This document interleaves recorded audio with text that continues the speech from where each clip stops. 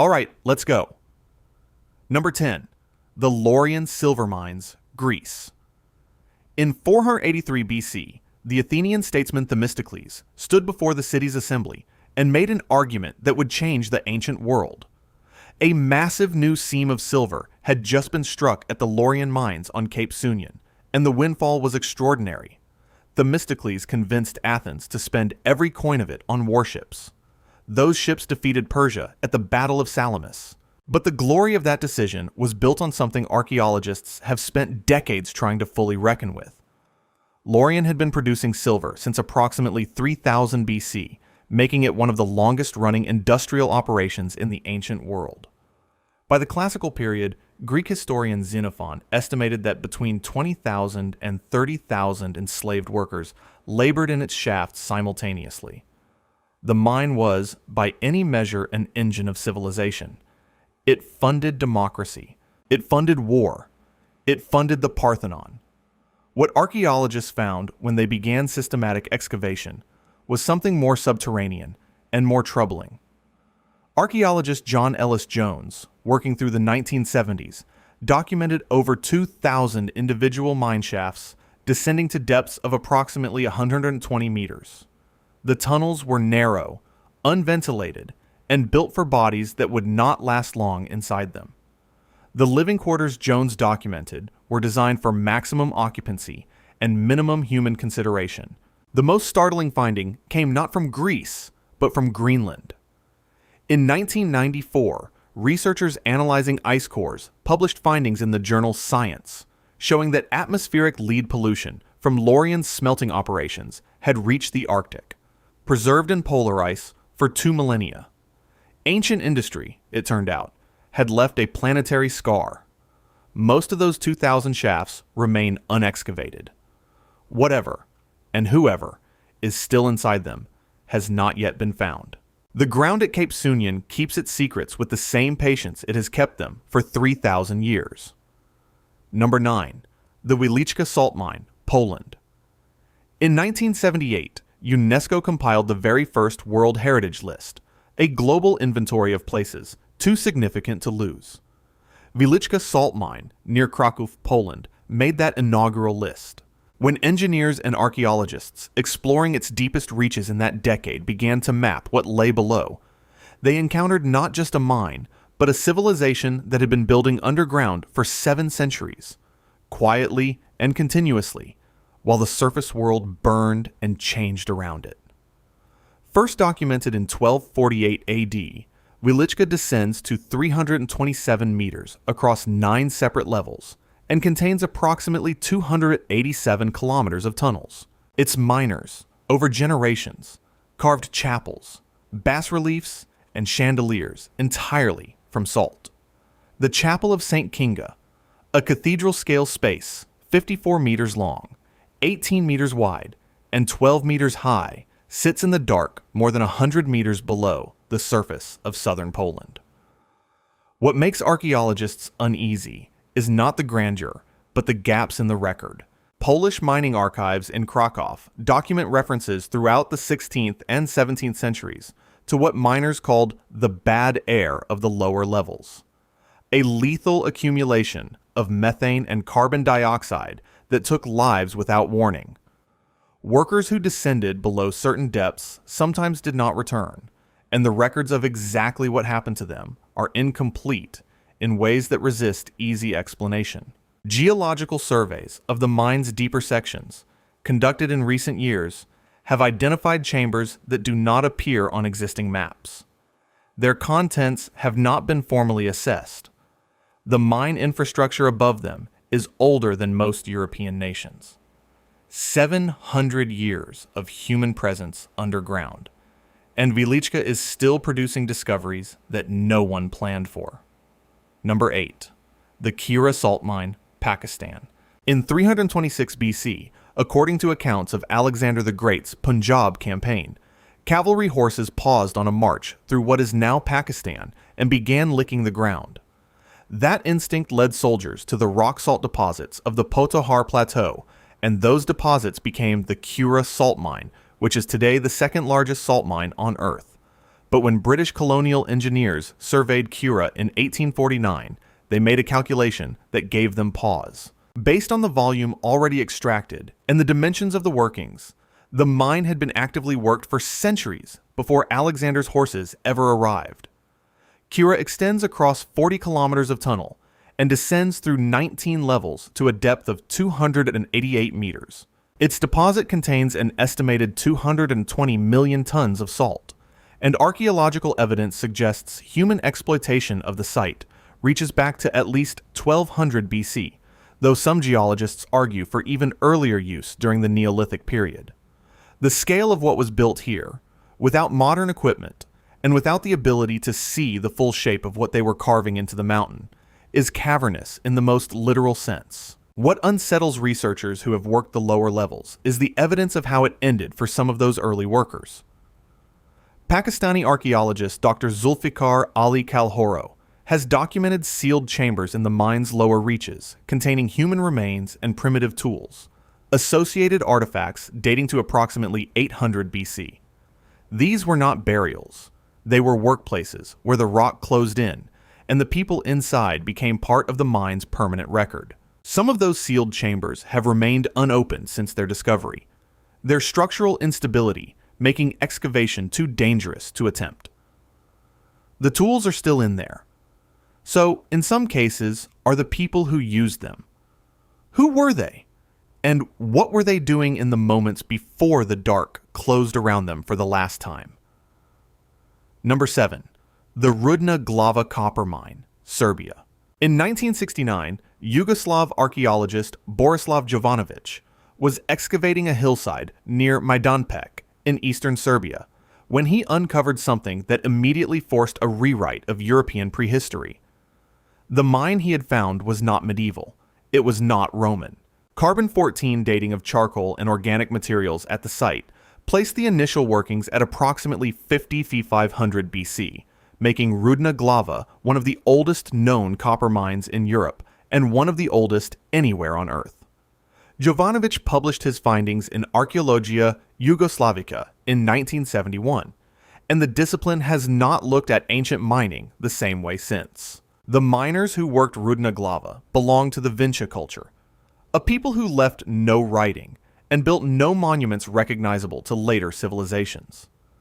But they built this mine to a depth of approximately 20 meters, using stone and antler horn tools, without metal, without wheels, without anything we would recognize as industrial technology. Their tools, some recovered still in the positions where they were last used roughly 7,500 years ago, show systematic and repeated extraction, not opportunistic surface gathering. These people understood mining. What Jovanovic also found at the shaft entrances has never been fully explained. Ceramic vessels, carefully placed, deposited before descent. These were not accidentally dropped. They were left deliberately, repeatedly, in a pattern that suggests ritual. The Vinča miners were performing ceremonies before they went underground, which means they believed something waited for them in the primordial dark below.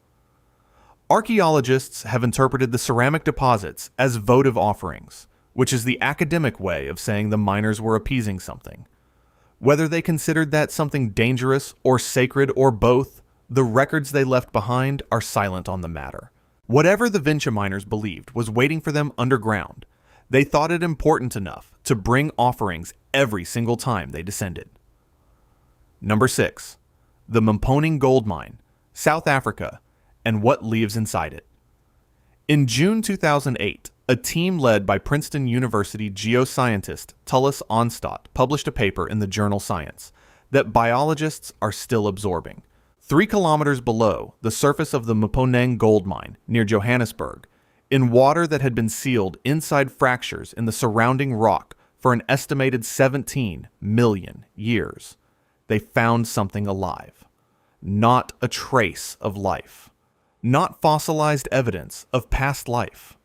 Living organisms, isolated from sunlight, from oxygen, and from the surface world since before the Mediterranean Sea existed in its current form.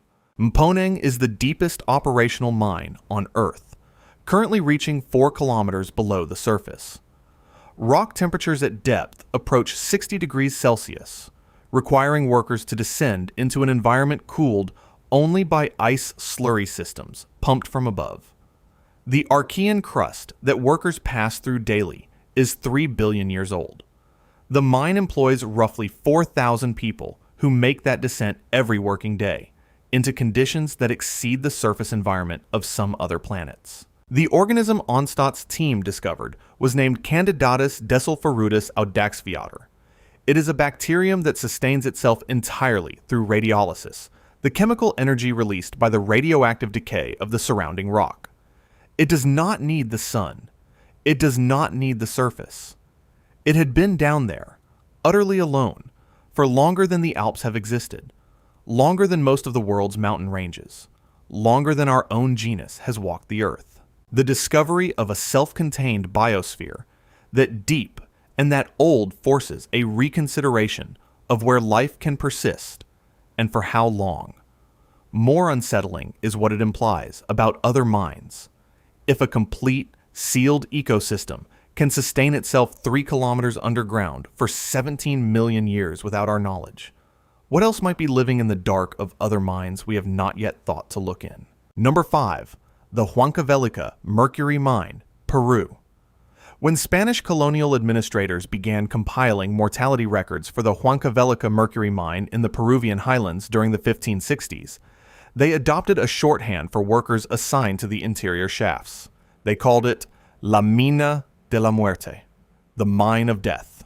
Historians who have since studied those records consider them among the most disturbing documents in the history of human labor. Not because the suffering they describe is surprising, but because of how meticulously, almost bureaucratically, it was tracked.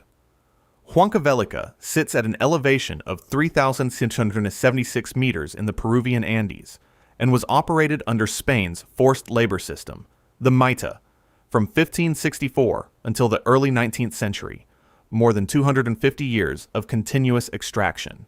Its mercury ore was essential for processing silver at Potosi, and historians have described Huancavelica and Potosi together as the axis of colonial extraction, the two-site industrial complex that funded the Spanish Empire and reshaped global trade. The silver could not flow without the mercury. The mercury came from here. The symptoms of chronic mercury poisoning fill the colonial inspection records with a terrible precision. Tremors, tooth loss, neurological collapse, workers described as losing their minds before they lost their lives. Colonial inspector Mateo Alemán visited the site in the 16th century and documented conditions that he found shocking, even by the brutal standards of his era. He estimated that a new worker's life expectancy inside the mine was measured in months. Historians of colonial Latin America have estimated total mortality across the mine's operational lifespan in the hundreds of thousands. The suffering did not end when the mine closed. Environmental monitoring studies conducted by Peru's Ministry of Environment have found mercury in local soil and water sources at levels still exceeding World Health Organization safety thresholds by a significant margin. The Mine of Death closed centuries ago. The dying has never entirely stopped. Number 4. The Erzgebirge uranium mines, Germany and the Czech Republic. Between 1946 and 1990, in a mountain range straddling what is now Germany and the Czech Republic, the Soviet Union ran one of the most secretive and lethal mining operations in modern history. The organization responsible was S-DAG Vismut, a Soviet-German enterprise that at its peak employed over 100,000 workers in the Erzgebirge, the Ore Mountains. Many of those workers were not volunteers. Significant numbers were not told what they were extracting. That concealment would cost them everything, and it would take decades for the full extent of what happened in those labyrinthine tunnels to reach the surface. The Erzgebirge operation ran from the end of World War II until German reunification. In that time, Vismut extracted approximately 231,000 tons of uranium, making it the third largest uranium extraction operation in recorded history. The ore fueled the Soviet nuclear weapons program. The workers fueled the ore extraction. The relationship between those two facts and what it cost the people at the bottom of that chain was classified. Protective equipment in the early decades was minimal or absent entirely. Workers drilled into radioactive rock in poorly ventilated shafts, inhaling dust that would take years to manifest as cancers of the lung, the bone, and the blood. German government epidemiological studies have since confirmed over 7,000 radiation-related cancers among former WISMA employees. The long-term projections suggest total mortality in the tens of thousands. The operation left behind 311 million cubic meters of radioactive tailings across 3,700 individual dump sites. Remediation costs have exceeded 6 billion euros and remain ongoing. Some sites will remain radioactive for centuries. What is most forsaken about the Erzgebirge operation is not the scale of the harm, but the concealment of its cause. Men died of radiation-related illness, and their families were not told why, because the state that killed them had classified the reason. How do you mourn a death whose cause was a state secret? Number 3. The Great Orme Copper Mines, Wales. In 1987, during routine maintenance on a headland in North Wales, a mechanical excavator broke through the surface into a cavity that opened into darkness. When archaeologists arrived and began to map what lay below, they found a Bronze Age mine so vast and so ancient that it took years to understand its full dimensions. What they found inside it, specifically what they did not find, has never been satisfactorily explained. The Great Orme mines at Conwy in North Wales were carbon dated to approximately 1700 BC, placing them firmly in the Bronze Age and making them among the most significant prehistoric industrial sites in Europe. The mapped passage system currently extends to at least 8 kilometers, and archaeologists believe the full extent is larger. Over 33,500 animal bone tools have been recovered, primarily ox bones used as shovels and levers, some with organic copper residue still present on their working surfaces. The mine produced an estimated 1,660 tons of copper, enough, researchers have calculated, to supply a significant portion of Bronze Age Britain's metalworking demand. The problem is the passages. In section after section, the tunnels narrow to widths of 40 to 50 centimeters, spaces that an adult human being cannot fit through. The tools recovered from those passages are scaled accordingly. Archaeologist Simon Timberlake, who has led excavations at Great Orme since the 1990s, has documented the clear implication. The primary workforce in the interior of this mine was children, likely very young ones, sent into spaces adults could not reach to scrape ore from the walls in the eerie dark. Timberlake and his colleagues have noted something else that is harder to account for. No human remains have been found inside the Great Orme mines. Not one. In a mine of this age, this size, and this operational intensity, with passages designed for children working at depth, the complete absence of skeletal remains is, in Timberlake's documented assessment, anomalous and unexplained. Somewhere inside 8 kilometers of Bronze Age tunnels, too narrow for an adult to enter, every skeleton that should be there is missing. Whatever happened to those children left no trace that we have yet been able to find. Number 2, the Indus Valley mining sites, Pakistan and India.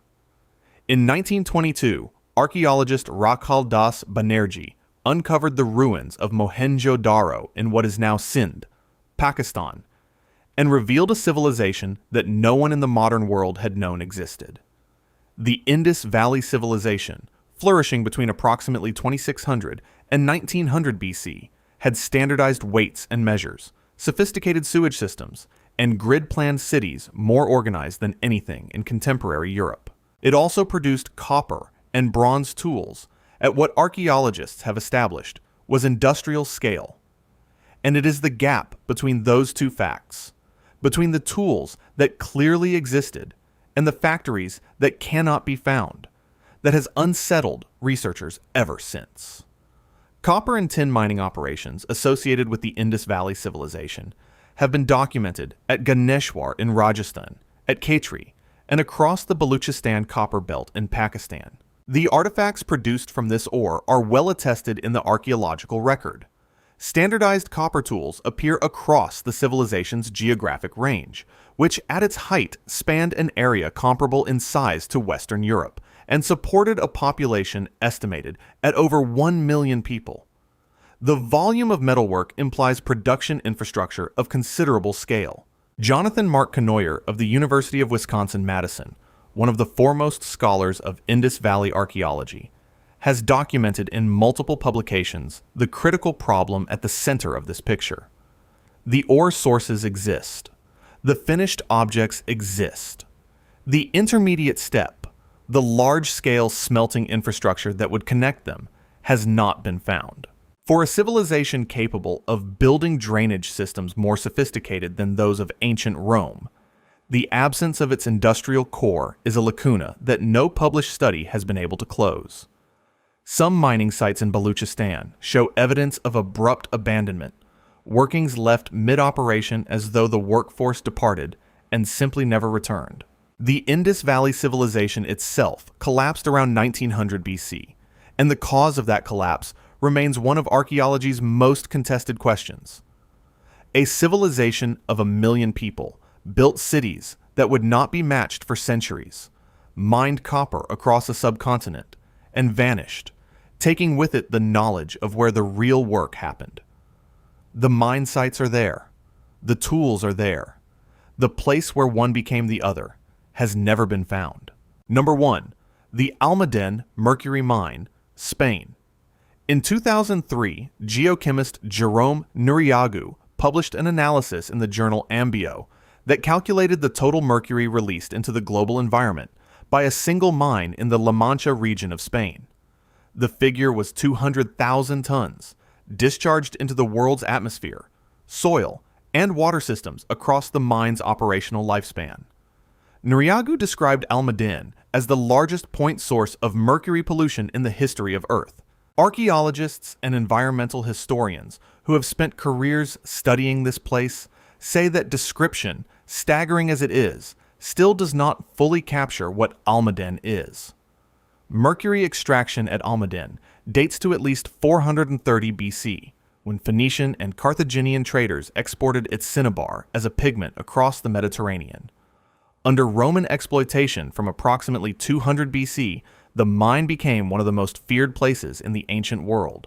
Pliny the Elder documented its operation in his Naturalis Historia, recording that 10,000 prisoners worked the shafts annually, and noting that no prisoner survived long enough to complete a full sentence. The Romans understood perfectly well what the mine did to the people inside it. They sent people there anyway.